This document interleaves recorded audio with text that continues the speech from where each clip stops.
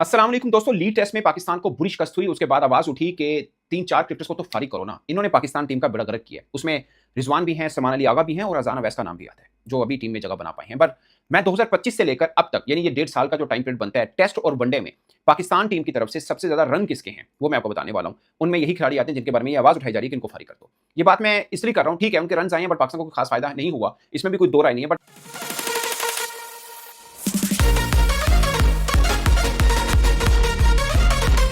के अंदर खिला रखा है 37 के, और टेस्ट में भी जो अच्छी टीमें हैं उनमें पाकिस्तान टॉप के ऊपर है क्रिकेटर्स को चेंज करने में। सो हर बार क्रिकेटर्स को चेंज किया जाता है और सिंपल बात है, फर्ज किया अजान अवैस की हम बात लेते हैं। अजान अवैस आपके डोमेस्टिक में टॉप करके आया और 2 सीजन में सबसे अच्छा खेल के आया। अगर वो इंटरनेशनली परफॉर्म नहीं कर रहा फॉर एग्जांपल, तो फिर जो दूसरे तीसरे चौथे या पांचवें नंबर पे आएगा उसको खिलाने का क्या बनता है। जो डोमेस्टिक में टॉप नहीं कर पाया, तो जो कर पाया है आप उसको ड्रॉप करके दूसरे को लेके आएंगे जो नहीं कर पाया। सो वो माने नहीं बनता। कुछ चीजें हैं जो बेहतर करने की जरूरत है। मैं आपको छोटी सी एग्जांपल दे रहा हूं, बाद में मैं उन खिलाड़ियों के ऊपर भी आऊंगा जिन्होंने 2025 से लेकर अब तक पाकिस्तान के लिए सबसे ज्यादा रन किए हैं। आपके लिए हैरान कुन वो फिगर होगा, मैं आपको बताऊंगा। लेकिन मैं आपको छोटी सी एग्जांपल दे रहा हूं। इंडिया में सही सुदर्शन है। मैंने 2023 में जब एशिया कप हम जीते थे ना, इंडिया से फाइनल में जीते, मोहम्मद हारिस कप्तान थे और अरशद इकबाल ने बड़ी जबरदस्त बॉलिंग की थी, आपको याद होगा।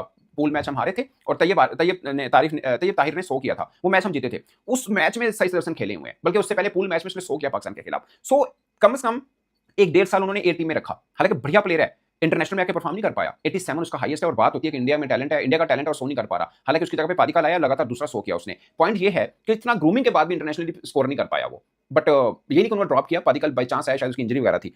अजान अवैस को अभी तो पूरा चांस आपको देना, पूरा सीजन। मुझे लगता है किसी नए लड़के को लेके आए ना, फिर पूरा सीजन खिलाएं उसको। ये नहीं करना कि 2-4 मैच के बाद देखे ना, पहले मैच में 100 किया, उसके बाद दूसरे तीसरे मैच में इस पे दबाव शुरू हो गया, भाई रन नहीं आ रहे आपके। भाई साहब ऐसा नहीं होता, ऐसा नहीं होता। ये वर्ल्ड टेस्ट चैंपियनशिप में आपका तो कोई चक्कर सीन है नहीं, मतलब पाकिस्तान का सीन बजाहिर तो ना होने के बराबर है। तो फिर पूरा सीजन देना, उसके बाद ना आपको प्रॉब्लम होगा ना उसको प्रॉब्लम होगा। अच्छा होगा तो मुख्तलिफ वेन्यूज में मुख्तलिफ टीमों के खिलाफ खेल लेगा तो पता चल जाएगा। पहले तो हमारा ही कसूर है कि डोमेस्टिक में परफॉर्म करने वाले को हम टीम में डाल देते हैं, क्योंकि साइकिल ही नहीं है, हम ए टीम का टूर ही नहीं कराते। खैर इस पे हम बात बाद में करेंगे, बट मैं आपको पहले थोड़े से स्टैट शेयर कर दूं ताकि आपको अंदाजा हो। और ऑफ कोर्स मुझे लगता है कि टीम मैनेजमेंट के पास ये स्टैट होना है। वैसे तो आकिब जो कह चुके हैं, हम एआई पे चलते हैं। आई होप कि ये चीजें उनके पास होंगी।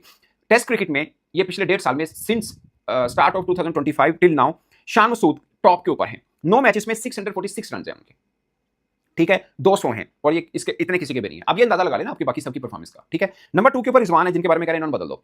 रिजवान ने वेस्ट इंडीज में रन नहीं किया 2 टेस्ट मैच में, और अब रन नहीं किए 3 टेस्ट मैच में रन नहीं किए। बांग्लादेश के खिलाफ दोनों मैचेस के अंदर 50 किए हैं। अगरचे 50 भी कोई तसल्ली वाली बात नहीं होती, मगर वैसे बता रहा हूं कि उनके रन है, बल्कि एक 90+ रन की इनिंग भी उनकी आई है। खैर उसका फायदा नहीं हुआ, पाकिस्तान हार गया, बट मैं सिर्फ रन पॉइंट ऑफ की बात कर रहा हूं, ठीक है। रिजवान के 10 मैचेस में 635 रन हैं और 4 50 हैं उनकी, 100 नहीं है उनका। बाबर आजम के 8 मैचेस में 623 रन हैं, उनकी 6 50 है, 100 बाबर आजम का भी नहीं, बहरहाल एवरेज इनकी 44 की है। सलमान अली आगा, जिनके बारे में कहते हैं बस कर दो, इन्होंने भी कर दो, वो चौथे नंबर पर है। 10 मैचेस में ऑलमोस्ट 500 हैं, 498 एग्जैक्टली जो हैं उनके ये रन बनते हैं, 350 उनके भी हैं। फिर अब्दुल्ला आते हैं, उन्होंने अब्दुल्ला शफीक, उन्होंने 4 मैचेस में 366 रन किए हैं, 100 है, 250 है, 61 की एवरेज जो है ये इनकी सबसे ज्यादा एवरेज है। अच्छा ये अभी आए हैं, 4 मैच ही खेल पाए हैं। फिर सऊद शकील का नंबर आता है, फिर इमाम का, फिर अजान अवैस का, ऑफ कोर्स वो फिर वो हो जाता है। और मजे की बात है 8वें 9वें नंबर पे साजिद खान का नाम आ रहा है। 6 मैचेस में 166 रन है उनके भी, हालांकि वो बॉलर है।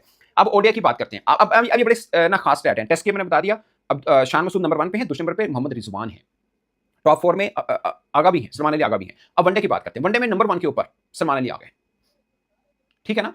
और 2025 में Salman Ali Agha was the only Pakistani cricketer who played all the matches, one day test T20 सारे मैचेस, 55 या 59 मैच बनते हैं, सारे के सारे खेले। ऐसा नहीं है कि सिफारशी रन किए हैं, 300वें वनडे में किसी पाकिस्तानी क्रिकेटर के नहीं है। सो बल्ले से रन आ रहे हैं, 3 मैचेस में रन नहीं आए। मेरे से कोई बंदा बहस कर ले रिजवान और सलमान आगा पे, मैं करने को तैयार हूं। मैं ये नहीं कह रहा ये दोनों बड़े चैंपियन प्लेयर हैं, बट मैं सिर्फ ये बोलना चाह रहा हूं कि आपके बाकी भी खिलाड़ी परफॉर्म नहीं कर रहे। अगर सिर्फ इन 2 की बात हो रही है, मैं तीसरे अजान पे भी बात करने को तैयार हूं, अगर किसी को उस पे भी है तो। सिर्फ ये 3 मैचेस में रन नहीं आए, बाकी रन कर रहे हैं ये लगातार। सो हमारे यही प्रॉब्लम होता है, हम कंसिस्टेंसी नहीं बना पाते। आप या तो कहना बाबर, आप या तो कहना रिजवान को या आगा को, इवन अजान अवैस को निकाल के टीम बेहतर होगी तो कर लें।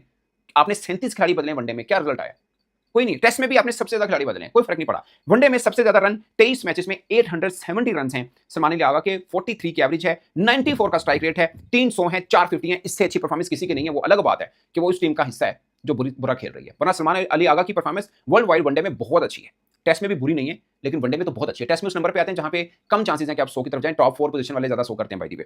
खैर वनडे में ये है। नंबर 2 पे वनडे में बाबर आजम है, जिनको हम पाकिस्तान का सबसे बड़ा बल्लेबाज बनाते हैं, वो हैं भी, बट सलमान अली आगा के ये 1.5 वर्षों में सबसे अच्छी परफॉर्मेंस है। बाबर आजम नंबर 2 पे हैं, 20 मैचेस में 669 रन हैं, एवरेज 35 की है, 100 है, 450 है। रिजवान के 20 मैचेस में 627 रन हैं, 100 है, 450 है। फखर जमान चौथे नंबर पे आते हैं, 10 मैचेस के अंदर 369 रन हैं, 3 50 हैं। फिर साइम का और फिर बाकी खिलाड़ियों का नंबर आते हैं। सो पॉइंट इज रिजवान और सलमान अली आगा दोनों टॉप 3-4 के अंदर हैं, दोनों फॉर्मेट का अगर मिलाया जाए तो नंबर 2 पे आते हैं। अदरवाइज वनडे फॉर्मेट देखा जाए तो सलमान अली आगा नंबर 1 पे, टेस्ट में देखा जाए तो रिजवान नंबर 2 पे, और दोनों के बारे में इनको फारिग करते हैं। अब अजान अवैस के ऊपर आते हैं। देखिए अजान अवैस ने आपके डोमेस्टिक में सबसे ज्यादा रन किए हैं, बल्कि 2 सीजन में बहुत ही अच्छा वो लड़का खेला है।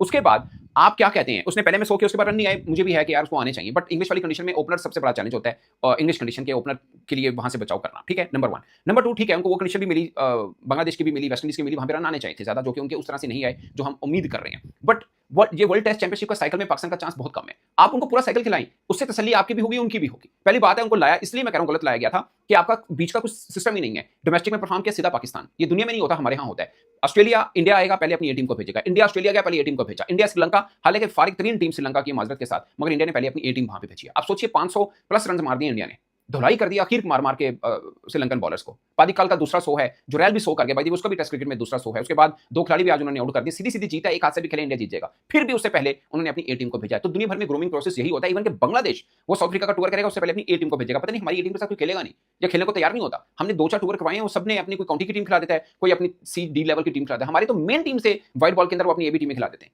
ये मुझे समझ नहीं आ रही। आप अपनी ए टीम के टूर्स रखें, साल भर में जो लड़के डोमेस्टिक में परफॉर्म करते हैं, साल भर उनके टूर्स करवाएं, कम से कम सीना कंट्री में 2 का टूर हो, एशिया में कोई 1-2 का टूर हो, उसके बाद आपको पता चलेगा लड़का इंटरनेशनल भेजना चाहिए अभी या नहीं भेजना चाहिए। हम तो जो डोमेस्टिक से खेलते हैं पाकिस्तान खिला देते हैं। अब खिला दिया, अब उनको निकालने की बात करते हैं, बेड़ा गर्क करेंगे हम।